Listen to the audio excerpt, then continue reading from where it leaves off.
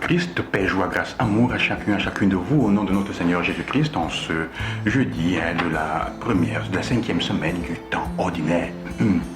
Nous continuons la lecture du livre de la Genèse et aujourd'hui nous lisons le deuxième récit de la création de l'être humain, de l'homme et de la femme. Le premier récit, nous l'avons lu il y a quelques jours, qui disait simplement que l'homme et la femme ont été créés par Dieu, fait à leur image et ressemblance, à son image et à sa ressemblance.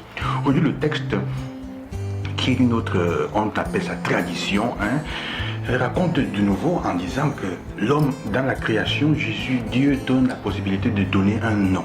Donner un nom, ça veut dire avoir pouvoir sur ces choses-là, de les contrôler. Mais il arrive un moment où il ne trouve aucun, parmi les animaux, aucun être qui soit semblable à lui, qui lui donne quelque chose de, la capacité de relation fondamentale, au Père. Et alors, Dieu, qu'est-ce qu'il fait dans sa grande miséricorde, dans sa pitié? Il fait la femme, on peut dire, semblable à l'homme. Mais le texte nous dit, il prend le côté de l'homme, et il fait la femme avec cela, de telle manière qu'elle est Isha et lui il est Ish. C'est le nom de la parole de Dieu nous dit, l'homme et la femme, Isha et Ish. Ce qui est intéressant dans ce texte, c'est que l'homme ne connaît pas comment la femme a été faite. On s'est parfois accroché à ce texte du fait que la femme naisse du côté de l'homme pour dire qu'elle est inférieure. Mais il y a quelqu'un qui a dit une chose intéressante en disant peut-être qu'elle est la chose, peut-être qu'elle est la perfection, parce qu'elle a été faite en dernier. Donc Dieu a eu le temps de réparer les erreurs entre guillemets qu'il aurait faites avec l'homme, et il a fait la femme par la perfection. Si on voulait entrer dans cette discussion de parité, de grandeur, de qui est le plus parfait. Mais le fait est que ni l'homme ni la femme ne savent comment l'homme a été fait, comment l'un et l'autre a été fait. Donc ils sont créés dans le mystère de Dieu. Ça veut dire, on a le même sens ici, créés dans le mystère de Dieu. Ça, en fait, c'est ce que ça veut dire. Donc nous sommes appelés à accueillir l'autre, accueillir le différent qui est en face de nous, la femme et l'homme qui nous en face de nous, comme un mystère, Tu ne peux pas dire j'ai le droit sur ma femme ou sur mon homme. Je t'ai épousé. Tu es qui? Tu ne sais même pas d'où elle vient. Tu ne sais pas d'où lui vient. Tu ne sais même pas d'où tes enfants viennent. Masculin et féminin, homme et femme.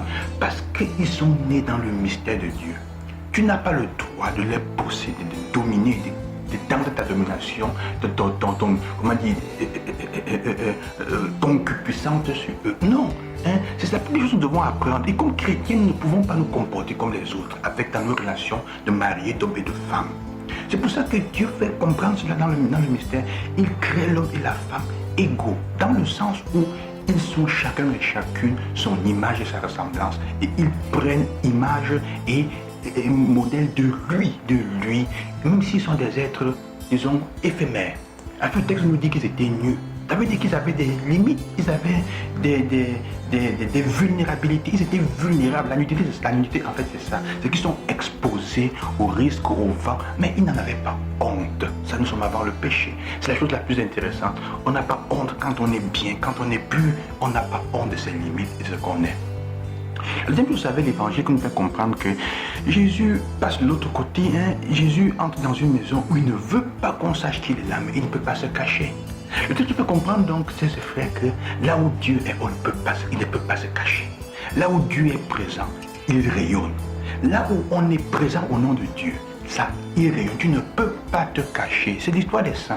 Quel que soit ce qu'ils aient été, aussi petits, aussi insignifiants dans le contexte où ils ont vécu, aussi pauvres qu'ils aient été, ils ont toujours rayonné. Regardez tous les saints dont on peut parler.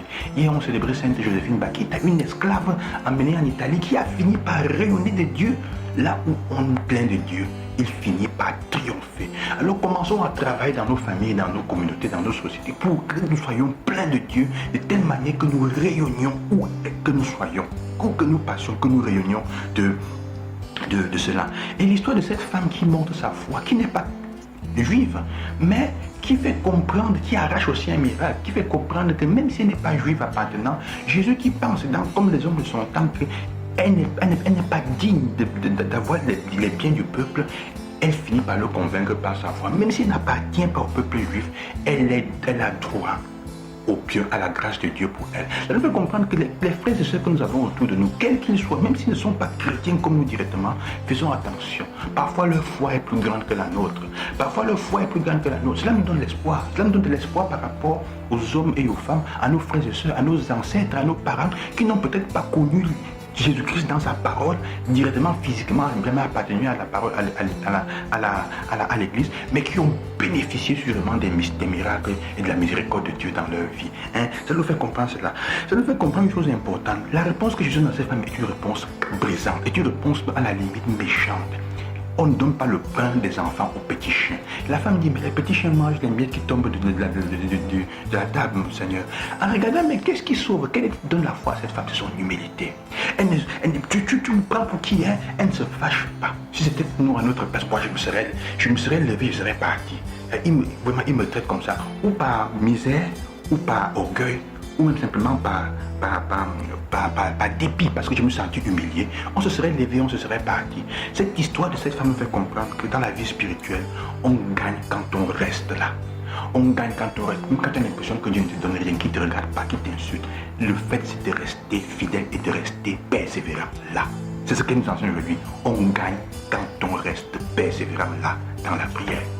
Que le Seigneur vous accompagne et qu'il vous bénisse, sœurs et frères. Il y aurait l'histoire de certains amis à raconter par rapport à cette question de persévérer, des personnes qui sont en train de persévérer dans la foi au Seigneur et qui aujourd'hui, dans une situation qui serait catastrophique, continuent à avoir des grâces de Dieu dans leur vie, qu'il est béni dans une situation catastrophique.